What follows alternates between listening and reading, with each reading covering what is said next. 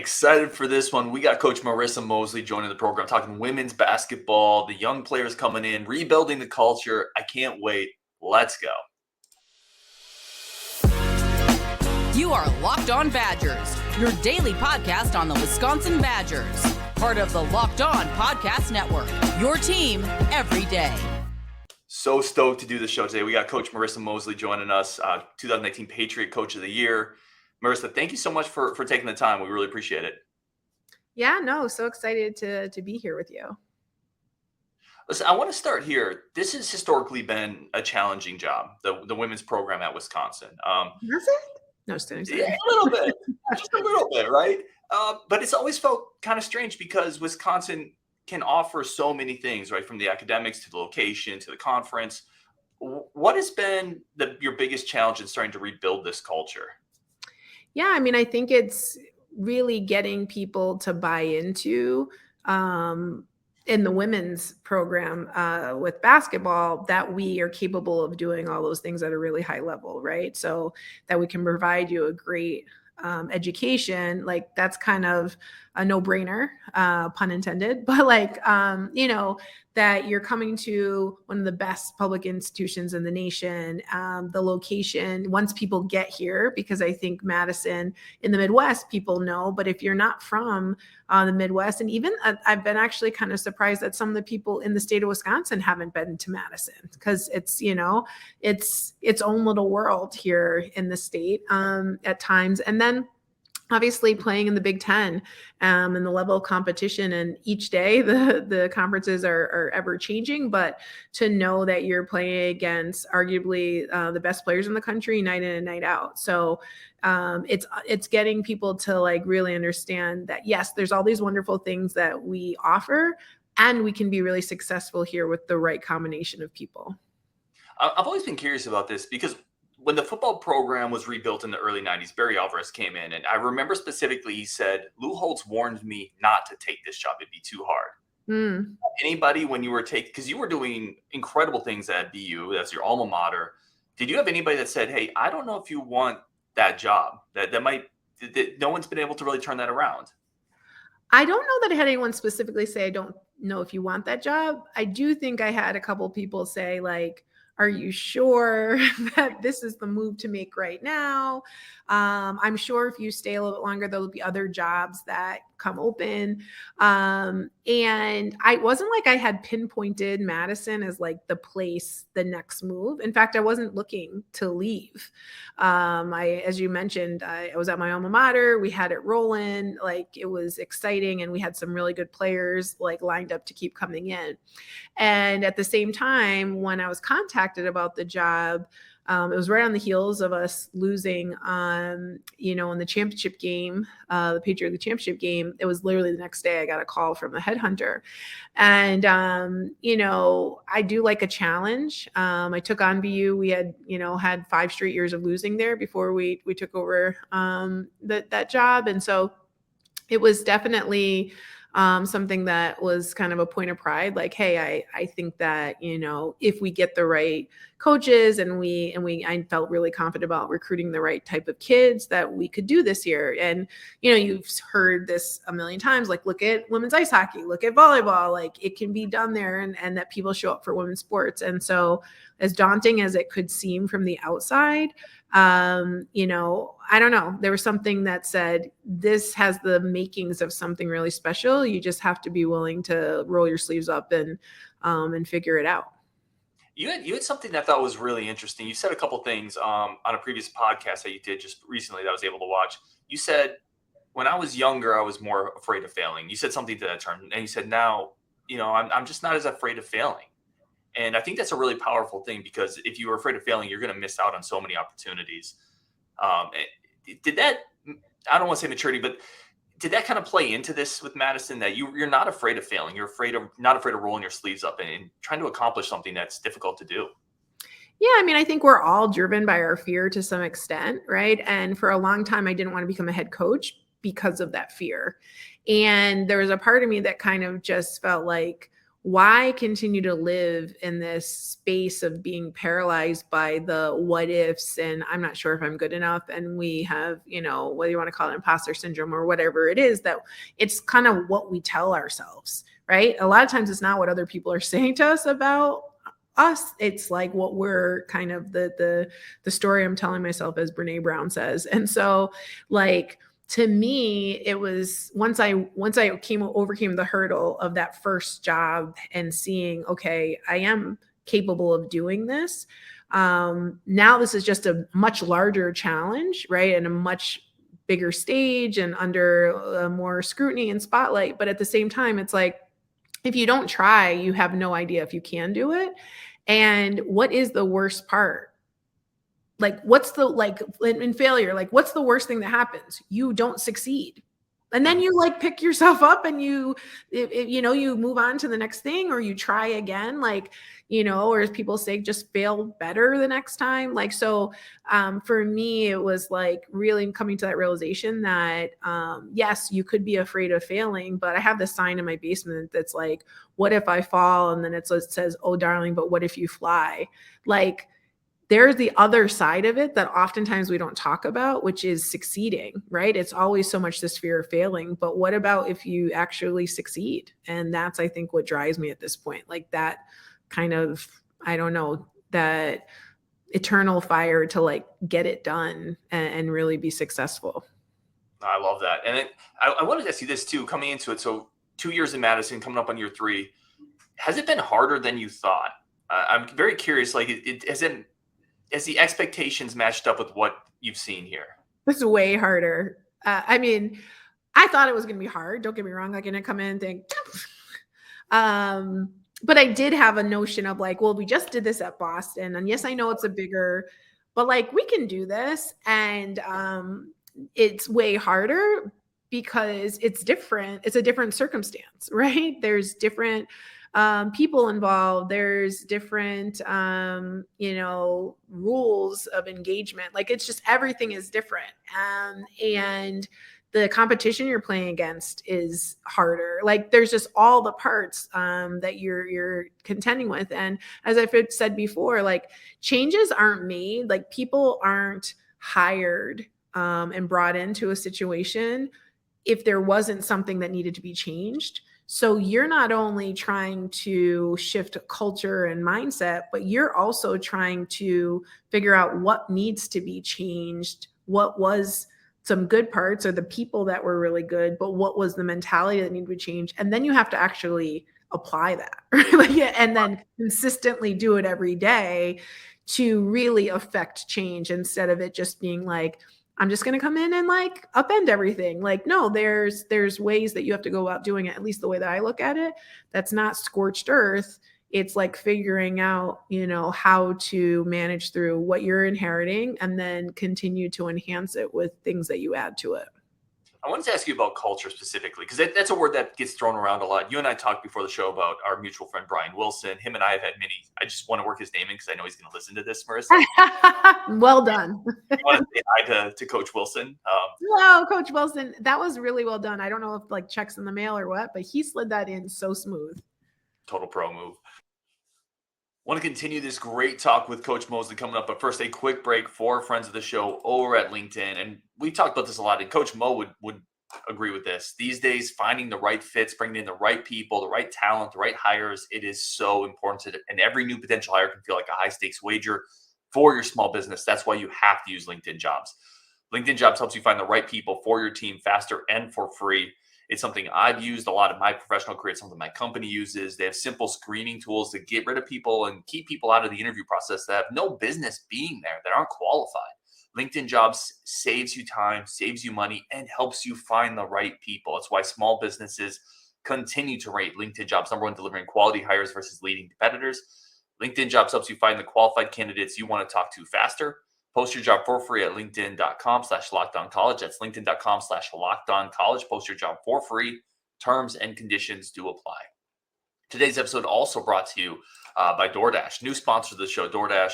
DoorDash is literally created for people like me, people who need help getting the right food, the right deliveries. They are convenient, easy to use, incredible resource for if you love the convenience of getting what you want right to your door. DoorDash grocery delivery does that. You can stock up for the week or get last minute cravings conveniently. If you need new groceries, new food, you've trusted DoorDash to deliver your favorite restaurant favorites, and now you can get grocery delivery that actually delivers as well. Thousands of grocery stores to choose from. We'll find the best one in your neighborhood and boost your local economy with each and every order. Plus, you get exactly what you ordered, or we'll make it right. DoorDash will make it right. So sit back, enjoy quality groceries just like you picked them yourselves. Plus, there's a great offer. Get 50% off your first DoorDash order without a $20 value when you use code LOCKEDONCollege at checkout. Limited time offer, terms to apply. That's 50% off, $20, no minimum subtotal, zero delivery fees on your first order when you download the DoorDash app in the App Store and enter code LOCKEDONCollege. Don't forget that's code LOCKEDONCollege for 50% off your first order with DoorDash. I want to ask this with culture, though, because a lot of people use that word, right? But what does your culture look like? Like if you had a ex-player, former coach, whoever it is, say this is what Coach Moseley's culture is, what would you hope they say? Well, I mean, I'm sure you've seen on different pillars and different podcasts, but we talk about these pillars that I have. But I think more than just the pillars, it's like, I want people who are really good people who also happen to be good basketball players. I want people who are getting more excited for other people's success than they do their own, because that is an extremely rewarding way to live. I want people to think of to whom much is given, much is required, and that we have a responsibility to the people who come before us. I want people to have unshakable moral compasses, and the decisions that they make once they become a Badger is no longer just about themselves, but it's about their teammates and how it impacts other people. I want kids who are competitive and who have this burning desire, as I said before, to win, but also like everything they do it with excellence. Like we're striving for that every single day. And I tell them, like, I am on everybody, not because I don't think you're good people. It's because I know that you all have a superpower and we want to try to tap into whatever that superpower is. Like I know what mine is, and I want to make sure that we can find what yours is. And then how do we elevate that every single day to help you become the best version of yourself? That's what I hope when they walk away, they could say. That's phenomenal. One of the things I've heard about you, Coach, is you are a very competitive person. It's something I've heard you talk about. It's something I've heard other people talk about. How does that work internally for you when you're taking on a project like this? And you're making gains. We're going to talk about the end of last year, and the way you guys finished, your team finished. But still, that's not the type of success you've had in your past at at Boston University. How does that internally work for you when you're rebuilding this program as a competitive person, not seeing the results right away? Yeah, not well. No, I'm just kidding. I think, I remember when I interviewed at BU and they were like, how are you going to manage this? Because you didn't experience losing very much at Connecticut. And I was like, I understand that I'm not taking over at Connecticut. Like I understand what I'm doing. Right. And so, my first year at BU, we lost 14 games. In 9 years at UConn, I lost 14 games. So I understand what that looks like. I also played and was a part of being part of a rebuilding culture when I was a player. So I've seen that too, and how you can come in and not have had a successful program and then move into going to the NCAA tournament, So to me, there was beauty in that growth for sure.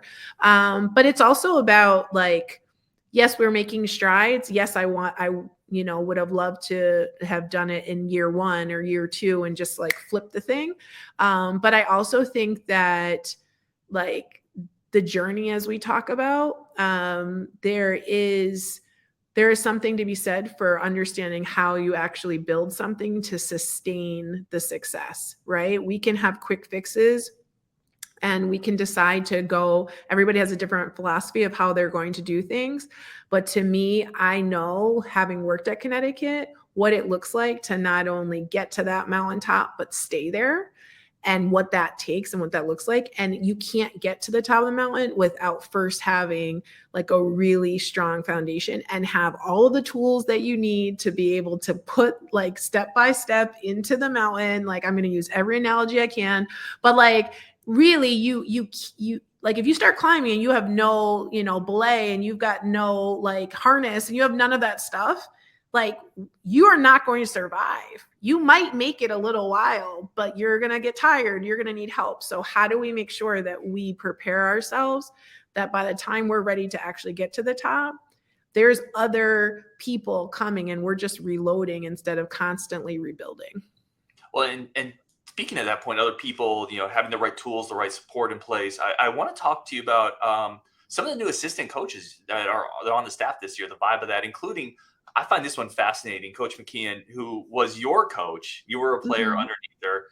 Yep. What is the dynamic like now that the roles have shifted a little bit? Is there going to be a moment in a game where she gets upset with you, or like how I mean, I think that's probably a question for her because she would be getting upset with me. However, it's actually been really cool. I mean, I think just on the surface, right? It's like, wow, that's a really dope kind of,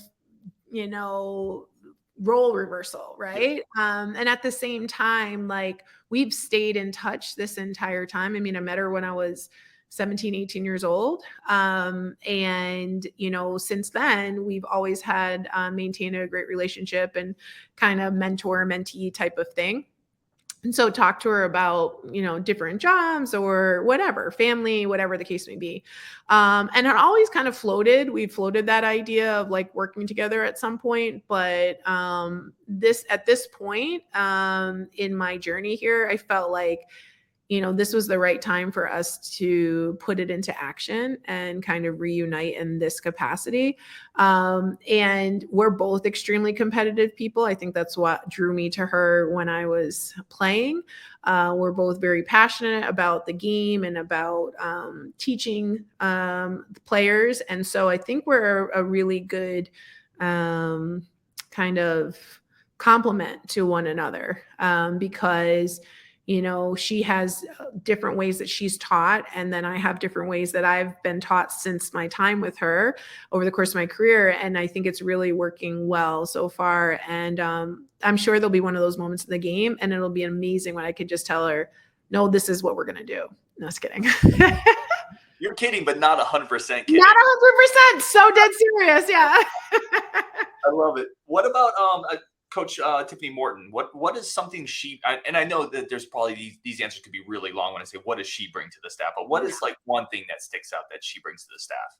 Yeah, I think Tiff has a really kind of innate way of connecting with the players. Both her and Margaret are moms. And so I think that gives and to young children. So I think that gives a different connection and a different kind of approach to relationships with our players. And so I think she's done a really nice job, especially when you're coming in and we've had a good amount of transition, to make sure that they feel like they have a soft landing and that they can connect with one another. And then I think that has and will continue to translate with recruiting as well, and her being able to connect with the players that we are going after, and them feeling like this place could potentially be home for them. And then Coach Jamie Gleason. It's Gleason. Good, Gleason. Yeah. What does she bring? So Jamie, this was kind of an unexpected, right? Kate Barnoski, we call KB. She's back now on the East Coast with you all, but it was a great career opportunity for her and personal opportunity for her too, where, she was getting back home closer not only to her boyfriend, but her sister and her nephews are in the next town over from Babson. And so she and I were together for 5 years. I adore her. I'm so proud of her. And at the same time, it was like, tough, right, to lose someone at the beginning of the season. But Jamie has been phenomenal in just her desire to be a Badger, but also jumping right in, 2 feet in. And, she just has a very contagious spirit and excited about working with our kids, but also helping us reach our true potential and becoming a championship program. Today's episode is also brought to you by our good friends over at FanDuel. FanDuel is America's #1 sports book, and it is the best time to sign up for FanDuel right now. Football's in full swing. Baseball playoffs are coming. Basketball's about to start. College football's going on. FanDuel.com/lockedon is the place to do all your sports wagering. Again, safe app, easy to use, quick payouts, secure, easy interface. It's incredibly user-friendly, and that's why we use FanDuel, the Locked On Network. Plus, they have a great offer right now. If you sign up on FanDuel, all new customers who bet $5 will get $100 off NFL Sunday Ticket and $200 in bonus bets guaranteed. Now is the best time to join FanDuel. Visit FanDuel.com/lockedon. Kick off the NFL season with an offer you don't want to miss. FanDuel, the official betting partner of the NFL. I want to talk a little bit about last year. Again, not probably it just from a win-loss record doesn't stand out, but at the end of the year, your squad coach really started to click. Big win over a really good Michigan team. What towards the end of that season started to work for your squad coming together there? Yeah, I mean, I think that like anything, it takes time with, trust one another, understanding who does what well. I think, we had a veteran group, like, having Avery LaBarbera as our point guard. She's a fifth year, where she had to really kind of mesh into things at the beginning of the year. By the end, there was that flow and kind of comfort level. Obviously, with Julie, she just had a phenomenal season, but I think each game grew more and more confident in what she was capable of doing and what we were asking her to take on in her role. And then also with, Serah Williams coming on strong as a freshman, she had to really learn how to play, and not only the college level, but then at the Big Ten level and against some really phenomenal post players that play in the Big Ten, and, Monica Cesano and Mackenzie Holmes, and the list goes on of who she was going up against. And these are like seniors, juniors, and seniors who are like potential All-Americans and going to the Final Four. So for that all to start to come together, I wish we had like 2 more months this season, because I really think that we're taking off. And something that we want to be able to do this year and going forward is not just like hit it in February, but really like in November and December, get after it in the non-conference and be able to really set ourselves up for success. So then when we really are rolling, we already have some of those wins under our belt. I think something that will help us tremendously with that already has just in our workouts in the first couple of weeks here is we took a foreign tour this summer and went to Italy for 10 days. And it was really just one of those things that for 7 weeks prior to the trip, we got to like really get after it. And so freshmen who didn't know anything about college basketball, by the end of that 8 weeks, they had played 3 games. So now it's like they're starting to understand terminology, pace, work ethic, game speed at the college level, strength, all of those things are much more familiar to them than would have been if they were just starting college basketball like 2 weeks ago. Oh, what a great opportunity with 5 freshmen coming in to integrate them to your culture, your players. I love that. Awesome. I want to talk about that freshman class because I think it's really exciting. But I want to start with the player you mentioned, Serah Williams. Freshman, incredible season, 58 blocks, one of the best rim protectors in the Big Ten as a freshman out of Canada. I want to go back to the recruitment. Is that what you thought you were getting right away, or were you surprised by how quickly it translated? I thought that she was going to be an extremely special player. I didn't know how much she'd be able to do her freshman year. And at the same time, I knew we didn't have a lot else. Like we were relying heavily on Brooke Schrammick, who was an undersized 5 and did a phenomenal job for us that first year, but really wanted to move her more to the 4. And so had to put Serah in some, kind of into the fire type of situations as a freshman, and really had to learn on the job. And yes, it was a pleasant surprise, but a bit of a surprise to not necessarily know all that she was going to be able to do. But I think the biggest, amazing moment was that Michigan State game where she went 31-13 and just absolutely, I think, opened a lot of people's eyes to okay, that was kind of a real coming out party. Like she had played great, but like that was like, you better watch out. And she put people on notice. As in, the list of freshmen who have put up 31 and 13 in a Big Ten game is not that long. Like that's it. I don't think so. Really impressive in the Big Ten to do that at that age. What's her ceiling? Like where does she go next? Yeah, I mean, obviously, her bread and butter was back to the basket, in the paint, just being able to both obviously protect the rim defensively, but offensively go get buckets. But we've worked a ton on, and she, give her credit, on her perimeter game and being able to catch and shoot and extend out to the 3-point line and things of that nature. She runs the floor extremely well. So being able to get out and transition and get easy buckets. The biggest thing for her, and that could hold her back, is just discipline defensively, like staying out of foul trouble. You know, when she's in the game, people are going to go at her because they know they want her sit on the bench, because if she's in the game, she is a tough matchup. And so that's something that I'm constantly harping on with her and with our coaches, is like, is that one swipe worth it for you to sit on the bench? And this comes from somebody as a player who I wanted to block everything I saw, but like spent too much time on the bench, probably in foul trouble as well. So it's like, learn from my mistakes and let's try to get you, you know, where you're really kind of impactful. But as far as her ceiling, I mean, I think the sky's the limit for her. Or as, you know, MJ says, the ceiling is the roof. So, but no, I think she can be, as great, you know, she can be a legendary Badger, and I really intend to do everything in my power to help her get there. And Coach, I always say this with a really good guest, of which you are in that list, by the way. I've run out of questions before time, so I'm not going to be able to hit on every player because I want to be very, you know, gracious with your time as well. But I want to pick with this freshman class coming in, the 5 coming in.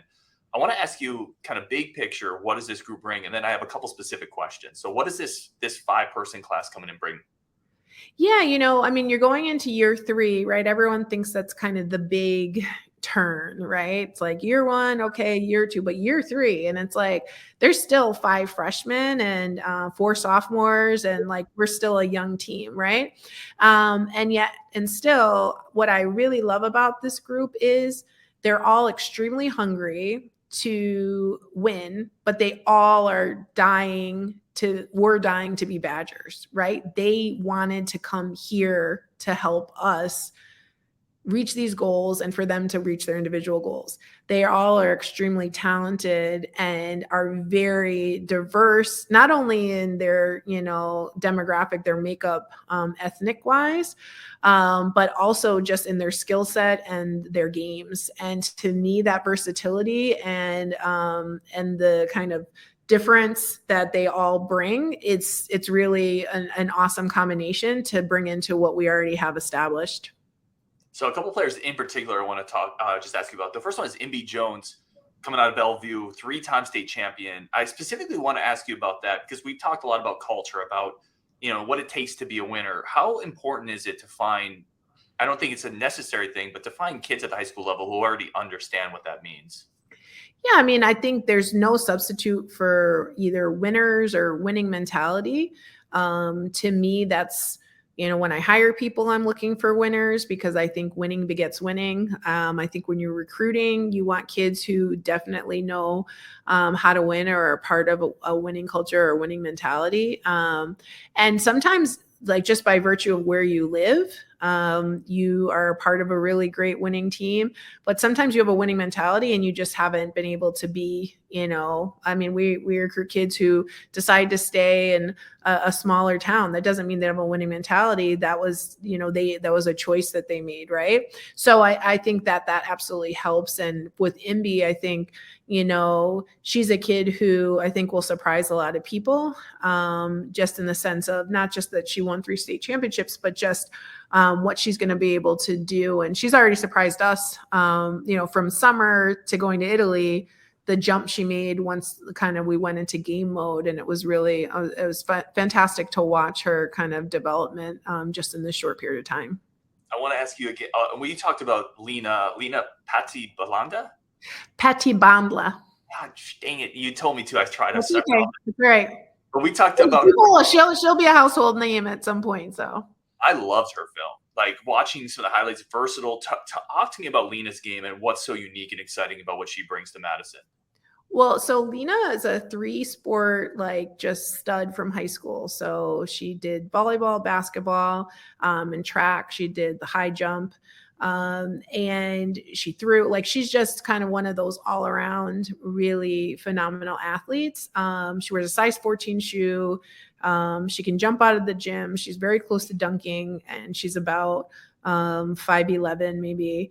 But she's just getting started. I feel like she's just scratching the surface of what she's capable of doing. As you said, she can score at all 3 levels.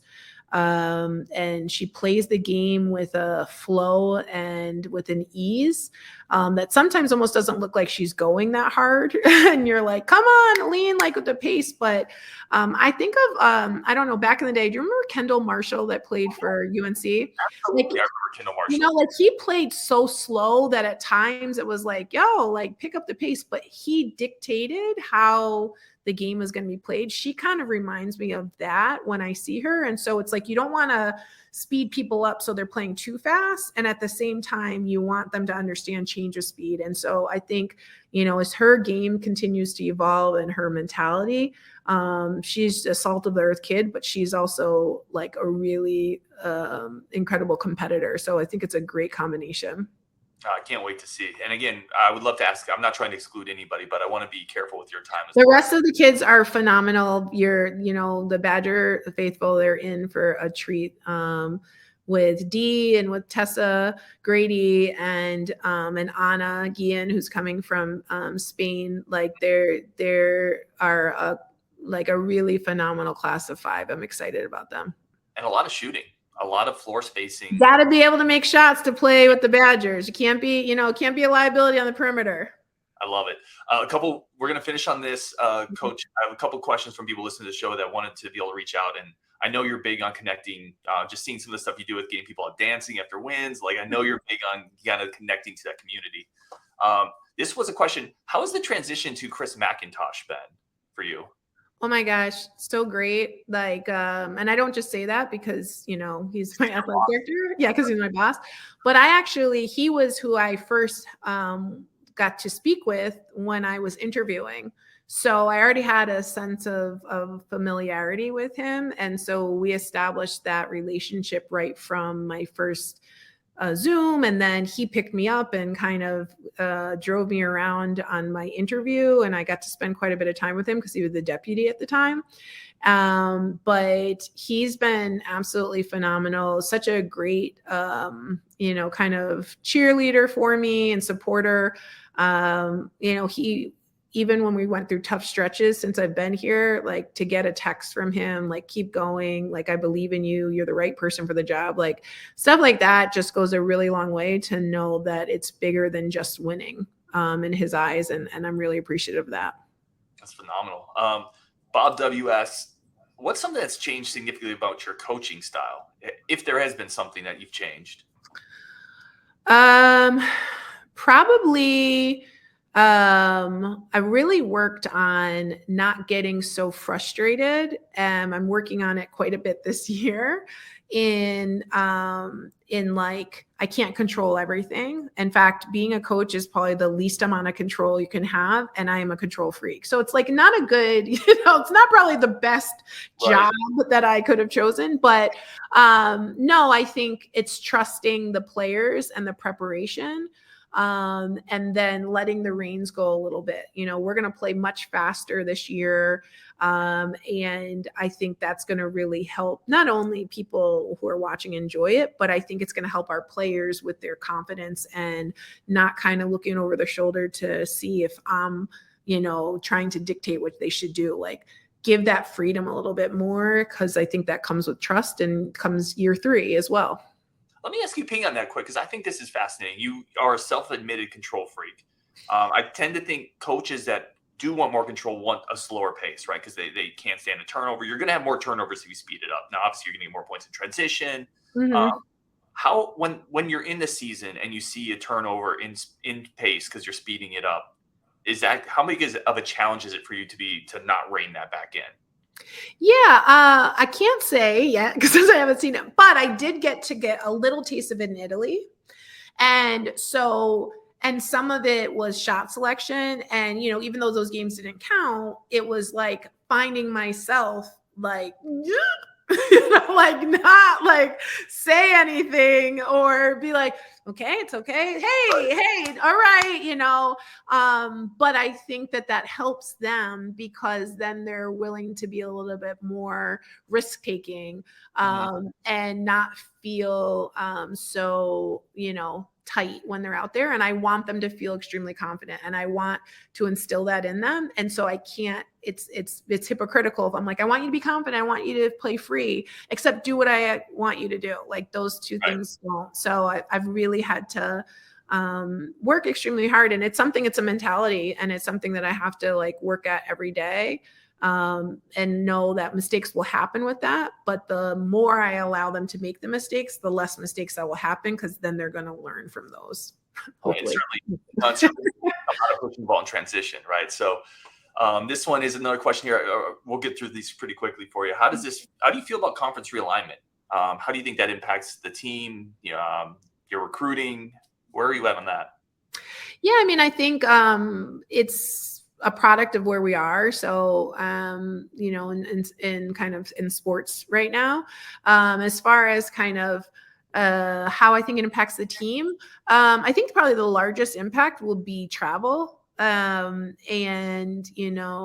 I think from a recruiting standpoint, it opens up some more areas in the country. I mean, in Big Ten now, we're touching the West Coast, we're touching the Midwest, we're touching the East Coast. So really just the South is, and even then we have a kid on our team, Diana Jimenez, who's from Florida. So we still have touched a little bit, but I think it's all really unique to the connections you have with the kids, and maybe they have a connection to Madison or whatever the case may be. But I think it's kind of, it'll be interesting to see when or if it settles, right? Like where are we headed with that? I'm always curious of like, what's the end game? And so I don't know exactly what the final impact will be on the team, but I think that's kind of the initial, what I think of. This one's here. Ask her if Coach Gard and her have worked through their parking spot beef. And they also want to say the Holland family says good luck this season. Oh, well, thank you so much, Holland family. No, because Gigi knows that at the end of the day, I have really straightened out. It's really on a account, though, of Mike, our new hockey coach, because he's there sometimes before I am. So then I really got to tighten it up so that Greg can get in next to me. But yeah, it's we're really, it's a struggle. But he used to grade my parking spot, my parking jobs, and he would leave me a note on my windshield with a napkin, which I adored and I keep. What would be your GPA from Coach Gard there on your parking spot? At the end of the semester, right? I'm probably at like a 3.215, and he's a hard grader, and I don't appreciate it. That's not terrible. Yeah, but I'm more of like a 3.7, 3.8 type of student, and so this year I'm working on it. I got tutoring. I took some lessons. I watched some YouTube videos. I'm committed to getting better. I love the grind. Let's get it.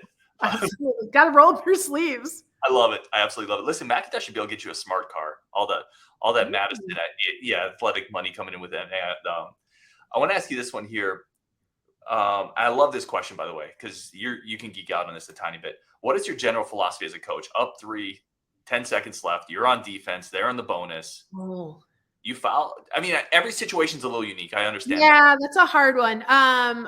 So I think like the philosophy is on the road, you go for the win. At home, you can go for the tie. And then you've got so if you're up 3 and like, wait, you're up 3 with 10 seconds. Sorry, I got that. But that's my philosophy about when on the road or whatever. If you're up 3 with 10 seconds left on defense, I think if you have worked extremely hard on your boxing out, because that's really what it's all about, that you absolutely give a foul. Because like there a lot of crazy crap can happen on the free throw line, right? A tip out, they knock in a three, whatever. But at the same time, I don't want to leave it to chance. We have 10 seconds like that. We're just going to lock down and we don't foul an and one. We don't give them a wide open three. There's a lot more crazy that can happen, I think, in the half court than just being able to control the free throw line. I love that answer. By the way, from your time in Connecticut, do you remember the name Paula Solar, coach at Stonington by any chance? Yes, because so in Stonington we had Heather Buck was from Stonington. Yep, and Paula would always say box out. Every sentence started with box out. So I love that answer from you. Last one here. We've already kept you for longer than we should. And again, really do appreciate the time. What's your message for Badger fans? Ooh. Well, first, I'm extremely grateful to our Badger fans because from the moment I got here, they've just embraced me in all of my East Coastness and quirky, outgoing, ways, whether it's grabbing the mic after games or, accosting people at the farmer's market to come to our games or whatever the case may be. But I truly believe that we have the best fans in the country. Oh, as you can see, my automatic light just came on. We have the best fans in the country. And I'm so grateful, especially that, and I say this even in recruiting, but it's very true. They show up for women's sports. And we're in our 50th anniversary. Obviously, we had the 50th anniversary of Title IX, but this year is our 50th anniversary of women's basketball at Wisconsin. And we've had some incredible players come through our program.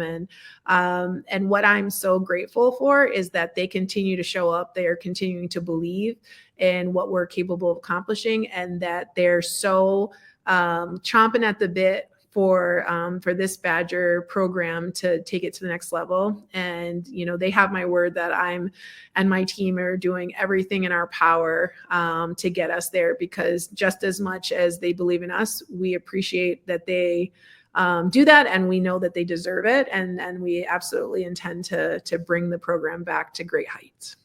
Coach, you got me hyped up. Let's go. Awesome. Yeah, let's go. Coach Marisa Moseley, thank you so much. We're definitely looking forward to the season starting in a couple months here on Wisconsin, and we'll talk tomorrow. On Wisconsin. Thank you.